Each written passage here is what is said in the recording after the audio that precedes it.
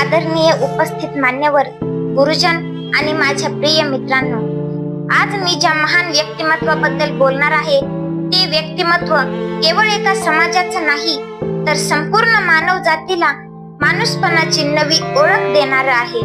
ज्यांनी अन्यायाच्या अंधारात समतेचा दीप प्रज्वलित केला, ज्यांनी शिक्षणाच्या बळावर लाखो लोकांच्या आयुष्यात परिवर्तन घडवून आणलं आणि ज्यांनी भारताला समानतेचा पाया देणारं संविधान दिलं, ते महान व्यक्तिमत्व म्हणजेच डॉक्टर भीमराव रामजी आंबेडकर.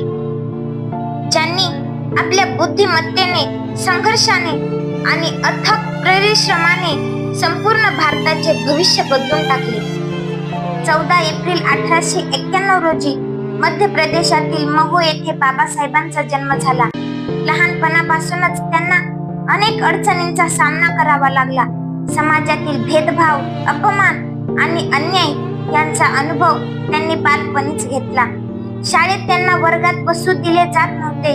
पाणी पिण्यासाठीही संघर्ष करावा लागत होता. पण या अडचणींनी त्यांना खचवले नाही, उलट त्यांना अधिक मजबूत बनवले. भिवा,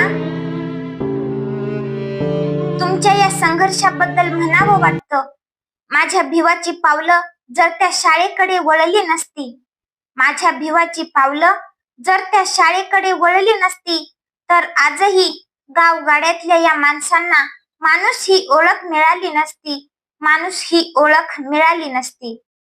मित्रांनो, बाबासाहेबांनी शिक्षणाला आपले शस्त्र बनवले. त्यांनी मुंबई, अमेरिका आणि लंडन येथील प्रतिष्ठित विद्यापीठांतून उच्च शिक्षण घेतले. ते अत्यंत बुद्धिमान, अभ्यासू आणि दूरदृष्टी असलेले व्यक्तिमत्व होते. लहानपणी आईच्या मायेपासून दूर राहावं लागलेलं ते लेकरू, वर्गाच्या बाहेर बसून शिक्षण घ्यायला भाग पाडलेला तो मुलगा, तोच पुढे संपूर्ण जनसामान्यांचा आई बाप बनला. ज्यांनी स्त्रियांना हक्क दिले, शोषित वंचितांना माणूस म्हणून उभं केलं. मनुस्मृती जाळणारे आणि भारताचं संविधान घडवणारे विश्वरत्न डॉक्टर बाबासाहेब आंबेडकर आज लाखो लोकांसाठी प्रेरणास्थान बनले आहेत. बाबासाहेबांनी स्त्रियांच्या हक्कांसाठी, शोषित वंचितांच्या न्यायासाठी आणि समानतेसाठी आयुष्यभर संघर्ष केला. त्यांनी समाजात बंधुता, समता आणि स्वातंत्र्याचा संदेश दिला. त्या काळी अस्पृश्य मानल्या जाणाऱ्या लोकांना पाणी पिण्याचाही अधिकार नव्हता. म्हणूनच बाबासाहेबांनी चौदार तळ्यावर पाण्याचा सत्याग्रह केला. ही परिस्थिती किती भयानक होती की एका व्यक्तीला पाण्यासारख्या नैसर्गिक गोष्टीसाठीही संघर्ष करावा लागला.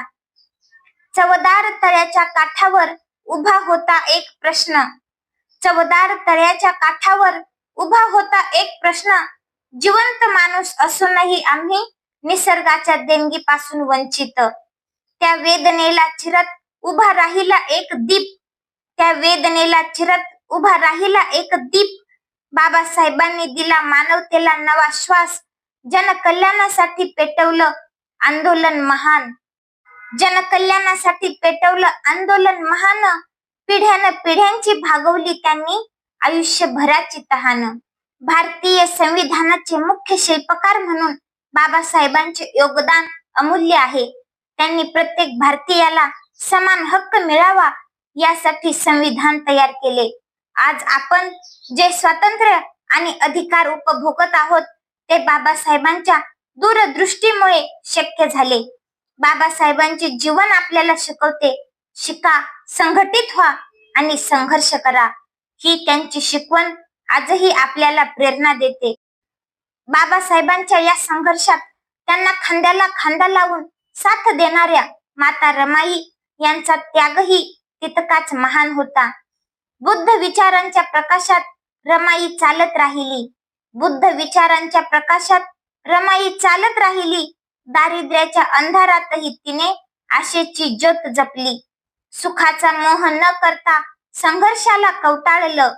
सुखाचा मोह न करता संघर्षाला कवटाळलं. भीमरावांच्या लेखणीला धैर्याचं बळ तिने दिलं. त्याग, संयम, समर्पणाचं जिवंत रूप रमाई. त्याग, संयम, समर्पणाचं जिवंत रूप रमाई. बहुजनांच्या उद्धाराची ती अमर प्रेरणाई, ती अमर प्रेरणाई. बाबासाहेब जेवढे मोठे झाले त्यामागे या माऊलीचा त्याग होता, जिच्या डोळ्यासमोर स्वतःची 4 लेकरं पैशा अभावी मृत्युमुखी पडली आणि नवरा मात्र लाखो करोडो जनतेचा बाप होण्यासाठी स्वतःला खपवत होता. शेवटी एवढंच म्हणावंसं वाटतं, बाबासाहेबांचा संघर्ष हा केवळ त्यांच्या आयुष्यापुरता मर्यादित नव्हता. तो प्रत्येक माणसाला माणूस म्हणून जगण्याचा अधिकार मिळावा यासाठी होता. त्यांनी दिलेलं संविधान, दिलेले हक्क आणि दिलेली माणुसकीची शिकवण आपल्या आयुष्याचा मार्गदर्शक दीप आहे. आज आपण शिक्षण घेतो, समानतेने जगतो, आपले हक्क मांडतो, हे सर्व बाबासाहेबांच्या अथक परिश्रमाचं फळ आहे.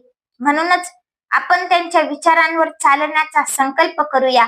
समता, बंधुता आणि न्याय यांचा संदेश समाजात पोहोचूया. अशा या महान युगपुरुषाला माझा मानाचा मुजरा, ज्यांनी आयुष्यभर संघर्ष केला पण शेवटी संपूर्ण देशाला माणूसपणाची नवी ओळख दिली. कोटी कोटी प्रणाम त्या महामानवाला. जय भीम, जय संविधान. तुम्हाला जर हा व्हिडिओ आवडला असेल तर लाईक करा, चॅनलला नक्कीच सबस्क्राईब करा. धन्यवाद.